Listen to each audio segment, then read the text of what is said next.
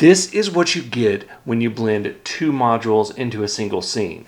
We're starting phase 2 of my new layout with this build, and we're going to be making hills with a technique that I've actually never shown on camera before.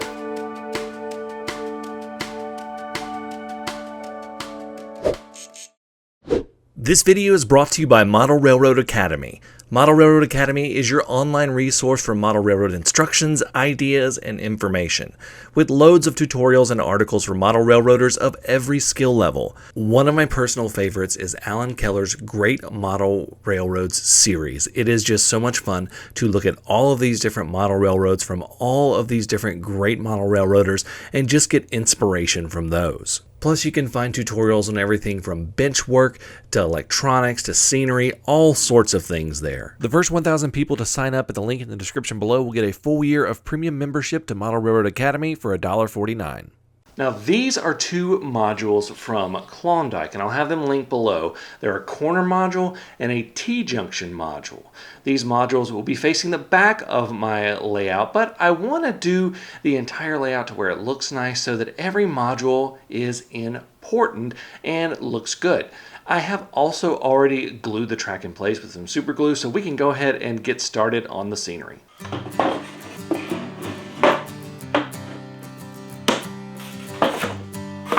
To begin, we'll be using extruded foam to make our hillsides. Now, I've done this before, but I have not done a shaped hillside with a hot wire foam cutter on camera. Now, I bought this one fairly cheap, and it actually worked pretty well, so I'm going to link it in the description below. Now, before I begin, I want to address the question of fumes from the cutting.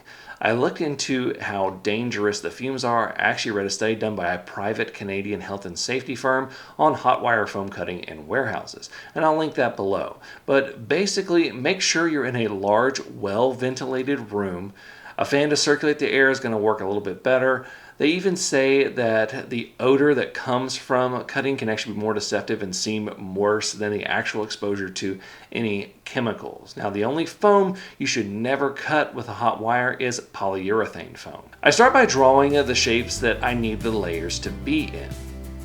I then cut them with the hot wire foam cutter.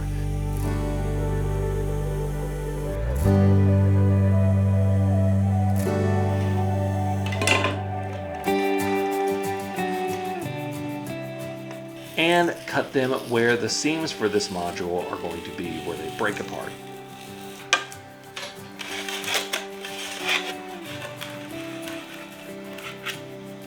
Now I repeat the process until I have all of my layers for the hills.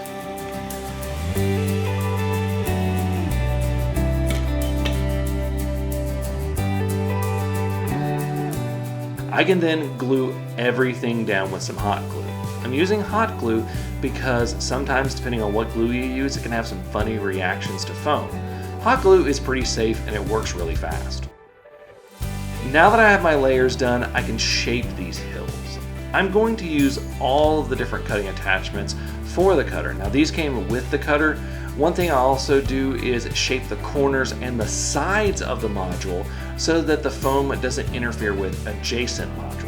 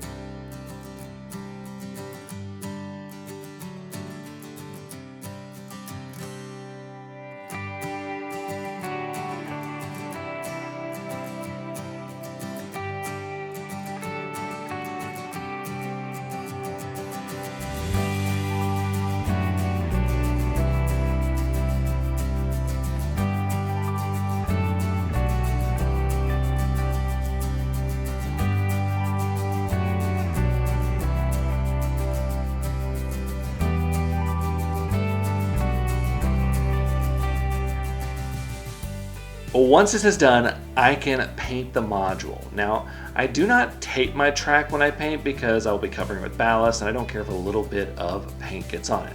But if you want to keep the roadbed clean, just use some painter's tape right around the edges.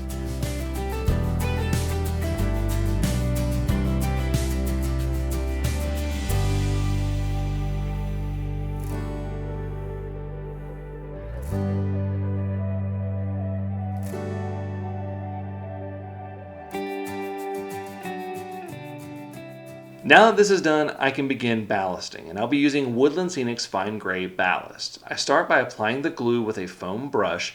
I'm going to just using simple white school glue for this. I then pour my ballast and use a brush to even it out and get the exact look that I want.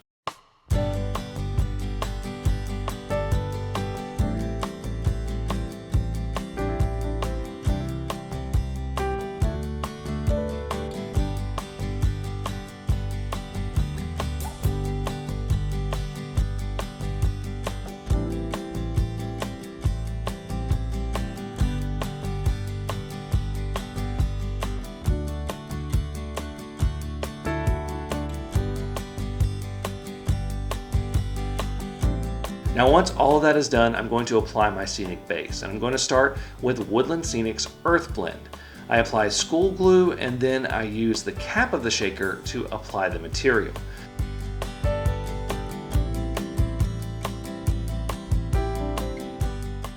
I start with a hard line at the ballast line, holding the cap facing away from the ballast so that they don't mix.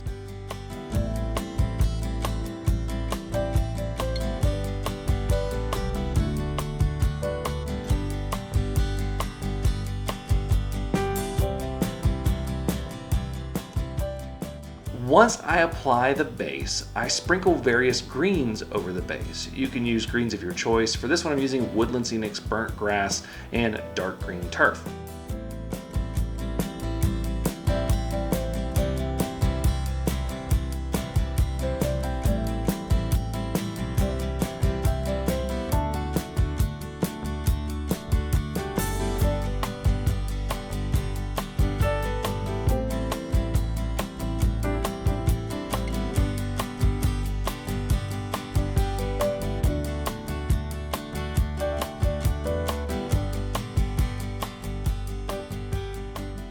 I then soak the entire scene with 90% IPA, which is isopropyl alcohol, and I use my white glue water mixture and let it soak in. The reason I do the IPA is because it breaks the surface tension and lets the glue seep into all the material and doesn't give you that hard crust at the top.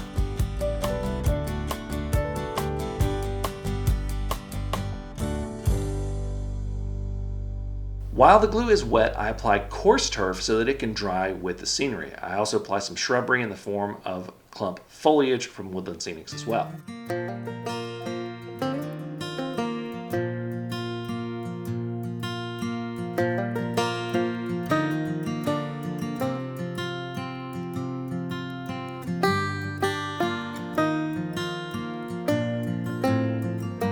Next, it's time for trees. For this, I'll be using Woodland Scenic's Forest Canopy.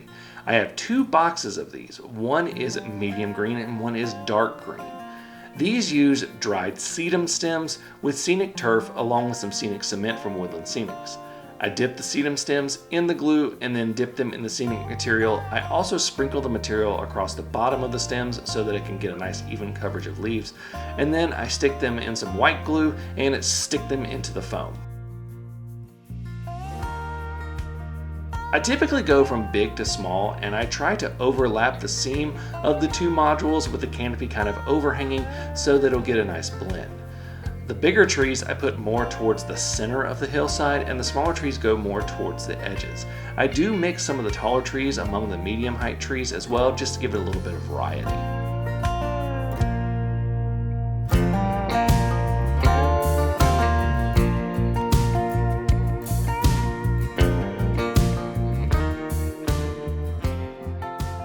Now once this is done, I've actually got some clumped up gluey scenery material that is left over. And I'm going to use this to fill in the spots right at the tree line to simulate some overgrowth, just a very natural look.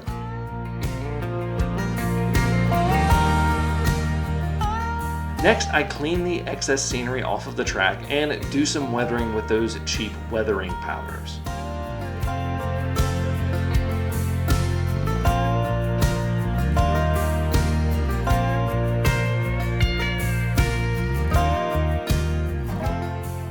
And here is the final result.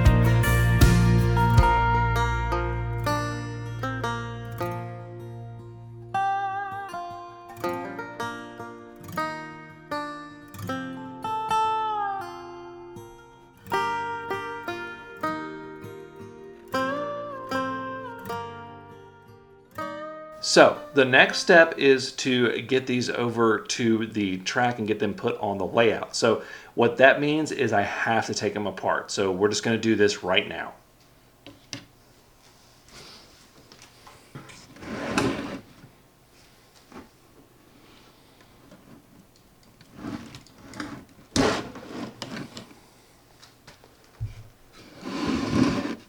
Now, as you can see, we got a nice clean break, so everything went well, no crazy scenery falling or anything like that. So now we're going to be able to take this and attach it to the layout.